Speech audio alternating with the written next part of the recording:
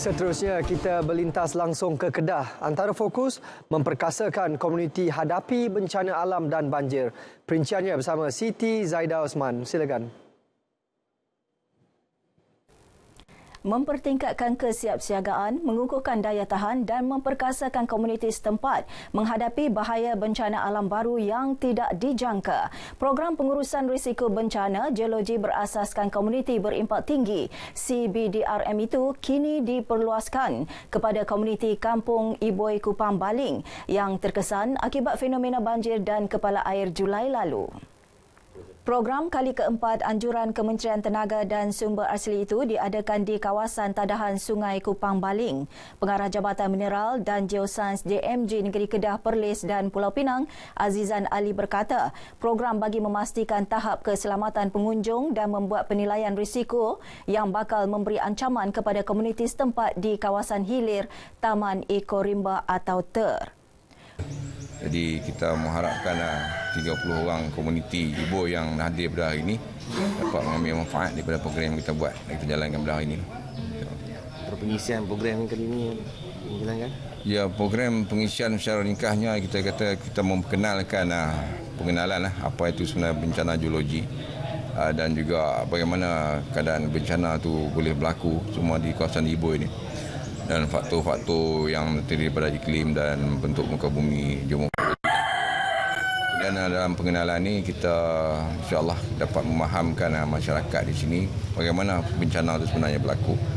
Kemudian kita akan dedahkan juga masyarakat dengan satu orang kata kaedah yang bagaimana nak menangani bencana ini seperti jika bencana yang berlaku. Program melibatkan 30 peserta itu melibatkan pegawai atau Ranger Jabatan Perhutanan Semenanjung Malaysia JPSM, malim gunung, pendaki profesional, Persatuan Rekreasi Luar, pemilik dan pengurus resort, operator pelancongan, pengendali aktiviti Eko Rimba serta komuniti setempat. Turut dilibatkan Jabatan Bomba dan Penyelamat, Angkatan Pertahanan Awam APM dan serta Majlis Daerah Baling. Peserta didedahkan dengan persekitaran di Taman Eko Rimba, pemetaan kawasan muka bumi, cara hadapi bencana awal, pengukuhan komunikasi risiko dan sistem amaran bencana awal. Selain kawasan tadahan Sungai Kupang, kawasan TER yang lain yang terlibat dengan program yang sama ialah Sungai Sedim, Telaga Tujuh Langkawi dan Puncak Janing Kuala Nerang. Jabatan Pengangkutan Jalan JPJ tetap meneruskan menawarkan perkhidmatan gantian dokumen penting secara percuma kepada penduduk terjejas banjir yang kehilangan dokumen terbabit. Ketua Pengarah Datuk Zalani Hashim berkata, inisiatif Touchpoint jabatan itu khusus untuk semua penduduk terjejas banjir tahun ini.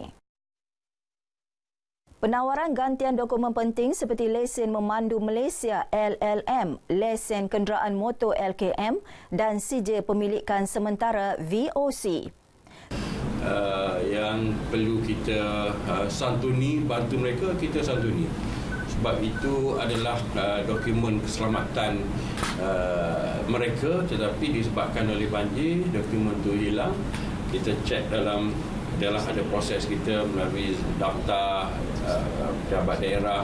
Mereka ni memang sebenarnya mangsa bencana dan kita susul galuh dengan database kita. Kalau betul mereka itu mempunyai maklumat dalam database kita, kita akan reissue. Katanya pihaknya pernah membantu mangsa kejadian kepala air di Kedah tahun lalu.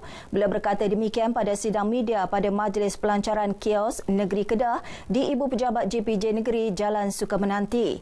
Hadir sama Timbalan Ketua Pengarah Perancangan dan Operasi AD Fazli Ramli dan Pengarah JPJ Kedah Aman Shah Hashim.